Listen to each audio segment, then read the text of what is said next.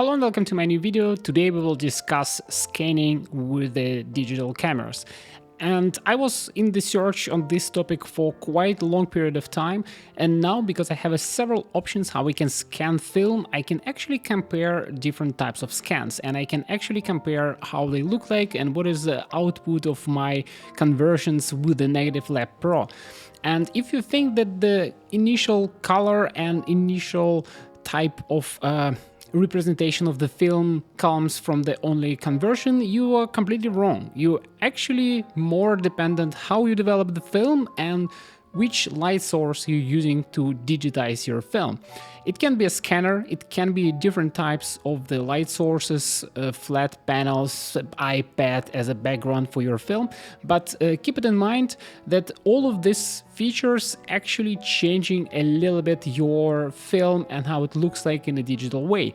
And today I will make a small test and just demonstrate a few options, and I will show what I found after this small research.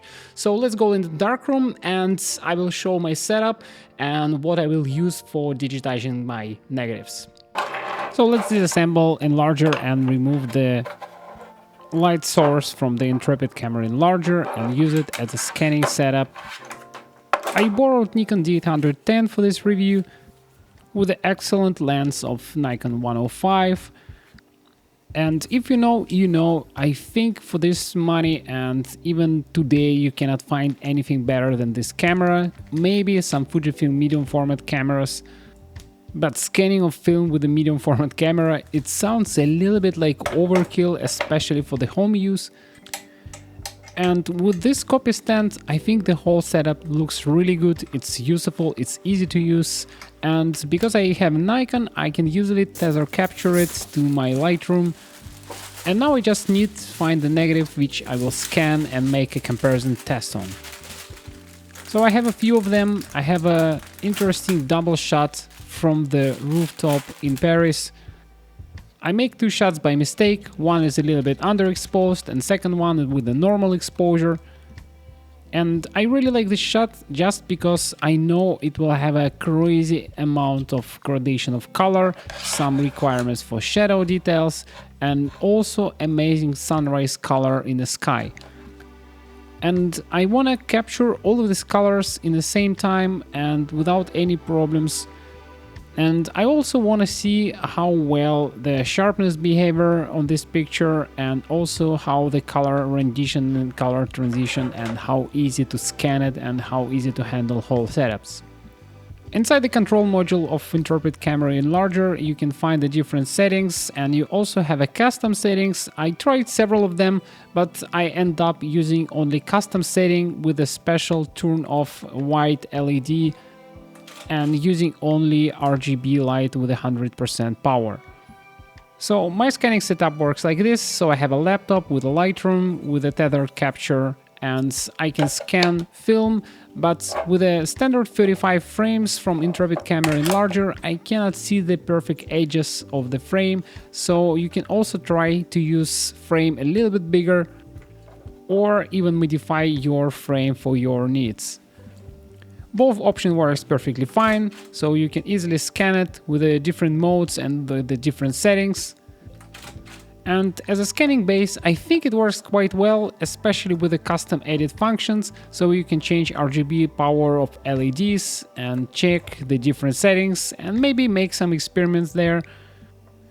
But for my taste, I think it's completely unnecessary, especially if you have a wide dynamic range in the camera, so you can easily convert everything and without any clipping of colors. So these adjustments more or less doesn't make any sense, so just use RGB with 100 power. Second option, it's this cinestill light table with a copy from the... So it's a combination of the light table from cinestill and the Valoi holder for the film 35, 120, and you can control it only with the 3 different modes, so cool color, warm color and the additional color for some positive film. I also made some experiments and end up with a standard negative setting on this light table and it works quite well, so without problems you can make different adjustments and different setups. Downside of these setups, they too light. And this is why we're going to my third option, which I like so far most of all. So it's Enlarger photo head, Darst M605. First positive side, I have it, I have a timer for it, and I also can control it, turn it on and off, and I have really good frame for the negative with the glass, which keeps everything frame, stable, flat, and I can control illumination, and if you precise, and you can remove all the dust from the surface. An advantage of this setup is halogen lamp with 100 CRI, so you can expect that all colors from film will be transferred to your negatives. I scanned photograph with the 3 different methods and 3 different types of light source. The first one is actually Intrepid camera enlarger with the RGB mode on full power. Middle one is a cinestill light table, and the last one is a Darst photo head. White balance on a camera was automatic, so I don't change it at all, so it can be a little bit different from one photograph to another.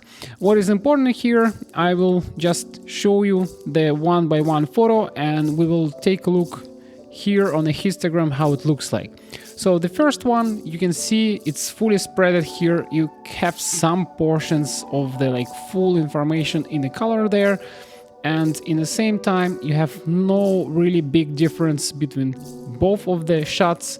And the last one looks a little bit more spread in the middle section, but based on that, you cannot really make any significant decisions. So let's try to make a conversion of the shot itself. And now let's convert the photo. I will use a setting with the Noritsu scanner with the default settings, and I will use just a straight conversion, and I will use exactly the same settings for all 3 of them and hope that automatic conversion actually help with the color and the base color of the film itself. As you can see, I'm using white balance auto neutral and removing the frame from the shot, which I don't want to crop at the moment. And I will keep the photo with exactly the same way without any changes, and the tones will be lab standard. And now after conversion, let's take a look on the comparison on all of the 3 shots. As you can see from left to right, you have a little bit of difference in color, and the first one and the second one have almost the same result. Probably on the left one from the Intrepid camera enlarger, you have a little bit more cyan tone, but you can always correct it. And middle one actually looks quite nice, and I really like that both of them have a good transition in color in the morning sky, which I actually want from this photo. And in general, I want to see the shadows details there, and I want to see the full contrast of the picture. And if you just generally take a look on the last one, I think the last one, which I scanned with the halogen camera, have all the advantages of the scanning with this type of scanner. So I'm using the camera and the halogen lamp with 100 CRI, so it's a full spectrum there. And as you can see, the colors in the sky and the sunrise, they looks authentic and they looks alive. They don't really looks I am pushing anything, but in the same time, because my scanning setup and it's exactly the same problems as from enlarging setup, you can see here some patterns from the film. So I have this Newton rings all the time, and everybody knows this problem, which you can easily eliminate if you don't use the glass frames from the enlarger, or if you buy just the anti-Newton glass. You can easily eliminate all of these problems. But also in general, the glass there, it's not perfect option, because here you have some dust specks on the glass. But in general, the result with the initial conversion without any adjustments, I think I like the last one the best. It's closest to reality, which I remember in person. It looks natural, it also looks more kind of vivid. And in the same time, the transition of colors looks more like a gradient, and in comparison to the first 2 scans, I think it's a little bit too contrasty and too sharp for some reason. But also, if you just check one by one how the histogram afterwards looks like, so this is a result of the histogram itself, and it's a little bit flat in the both 2 scans. and you can see it's a little bit, looks like it's more contrast there, and I have more gradation and more details on the last one. I'm not sure why it's like this, but this is a good point and good notice, and especially what is important for me, the red colors. And the red color is one of the trickiest one, and as you can see here on the flowers in the window, it's not so easy, because if I click on the last one, you can clearly see that the color is there and it works. But if I click on the first one or on the second one, it's kind of a strange without gradation color, which looks a little bit burnt out. And also here on the fume tubes, it's a little bit harsh for the eye. Yes, it looks, I think, like an over contrast, and I will try to fix it in a moment, but by default the initial settings from the conversion closest to reality, I think it's a scan with the Darst photo head with the halogen lamp. For the first two scans, I will try to get a little bit closer to what I want to see, so I will make a few adjustments, and from there we will compare the final result. So the idea, I want to remove this cyan color and make everything a little bit warmer, but if you use an auto warmer, I think it's getting too much warm, but for the starting point, I think it's good enough, but I want to remove the cyan tint from the picture, at least to try to do it somehow, because I don't think this measures with the mids, heights and shadows all the time works in a perfect way, because I want to remove the cyan from here. And I don't have a special pipette which you can click there and change it, and usually I just need a guess from where I want to remove this cyan tint, because as you can see clearly I am trying to change mids and highs, but it doesn't really go out from there, and it kind of always there, this cyan tint, and we're going completely in wrong direction with the adjustments, and you cannot really remove this parasitic type of white, and the color became a little bit dirty after time, so you cannot save it anymore, you can say. So if you try to adjust also both of these photos, the first one and the second one from the cinestill, I think they both have exactly the same type of light source, so it's LEDs, and they don't really have a lot of difference between both of them. I think it's almost the same shot, it's only one difference, it's just a conversion and a little bit different color balance from camera. But the last one looks dramatically different, and here if you wanna just increase contrast you can easily do this, but it's not the same. And if you increase the contrast, I think you can also make it a little bit warmer, and as you can see here, it's off-white, so it's not pure white because it's morning, but it's not so acidically blue and cyan as on both of the pictures which you saw before. So I think it's something with the color rendition, and when you scan it with the halogen lamp, I think it's just work a little bit better. Not sure why, but you can also adjust a lot of things on top, make the whole picture pop a little bit, and from here I think the best variety of adjustments you can make only with the scanning with the halogen lamp. I'm not sure why, but keep in mind, I think if you have an enlarger, it's a really good thing to try and compare different results which you get from the different scanning methods. And anyway, I think the halogen one works anyway best. And for some reason, you even have a little bit more details and the color looks more natural. So keep it in mind, this is a really good example how to use exactly the same method but adjust small things and get completely different results. And I also have the same problem with the authentic colors getting from the Intrepid Enlarger. So I have this photo from the medium format and I try to scan it multiple times with the different settings. As you can see here, the first step will be to crop the picture, and usually because I want to keep the frames, with the Intrepid Enlarger, the frames is too close to the edges, so you cannot really crop to have this amazing Hasselblad corners, so you anyway need to crop it to the size of the picture. Maybe it's not a problem for everyone, but I prefer to keep the frames from the Hasselblad because they give a little bit of framing which is unique to this type of pictures.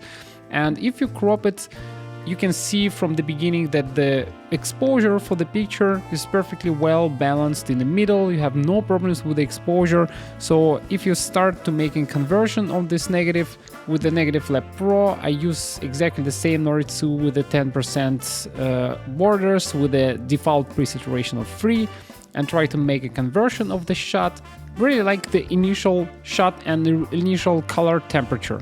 But my problem is with the reds actually. If you can clearly see on this picture, I have really strange color of the hands and a little bit over saturation on the hands and in the reds, and all the people faces and also actually hair looks a little bit strange. So if you try to correct it or make the picture a little bit warm, it became even worse. So the hair became red and you're losing all the colors there. So you can start from initial white balance, and from there you can try to adjust a little bit of meats, for example, to remove the red. But as you can see, it's just adding too much cyan, so you're losing control for some reason with the skin color, and you cannot really change the skin color only. So you're trying to move all the sliders and the picture became a little bit worse. And this picture is quite sensitive to the color because I want to demonstrate the variety of color in this picture. And in the same time, I have two different shifts of color and it doesn't feel like it's right. It doesn't feel like its color is precise. And if you just keep the same setting, absolutely neutral with a normal contrast without any adjustments, and just take a look here, we can clearly see that the color of the skin is completely off and I don't really like it. It's a little bit red and it looks like a retro photo in the same time, but it's not neutral and it's not normal for Portra 400. And if I do exactly the same, but for the shot which I made with my enlarger head, I can easily crop it with the frames. So I will keep this Hasselblad frame without any problem because this enlarger can print from 6x6 without any problems. And you saw it on my channel. I usually print it with a color from 6x6. Keep Hasselblad frame, crop it down, and you will have a picture which is full picture. And from there, if you just convert it, you can just use the digital camera setting converting and just scan it with exactly the same settings. If you directly convert it without any adjustments, you will get the picture which is much closer to the final result which you want to get. So if you're using the neutral white balance, you can clearly see you don't really have any parasitic color and the hair is not reddish color. And in the same time, the skin tone and the skin color is perfectly matched and it's a perfect combination. You have zero problems with the skin color. And if you're shooting portraiture, I think the skin color is one of the trickiest one, and on portrait it should be no problem with the skin color in general. And if you make a simple comparison of these two shots and just compare only simple conversion and the skin color, you can see that it's overburnt on the left. You have a strange color of the hair there, you have a strange color of the skin, and on the right one it looks perfectly fine as a final photo. You can even keep it like this, but in principle, if we go in the settings once again and we just pump a little bit, for example, warmth to make picture even a little bit more warmer, if we just add a little bit more contrast, and for example I want to see quite a bit of shadow there anyway, so we can make picture a little bit soft, in the same time add some highlights, maybe reduce a little bit lights to have a more contrast in highs, and you can say that's it. This is a whole picture what I see as a final result without any problems. And the most importantly, after making all of these adjustments, I don't see the drift of the color in the skin tone, in the hair, and everything still looks perfect and balanced and well done. So I think that's it for today, and I hope you really like my video and small comparison of two scanning techniques. If you want to support my channel, subscribe, put a like or comment under this video what you think about these two methods and comparison of the photos what I make. And hope to see you in the next videos. Bye.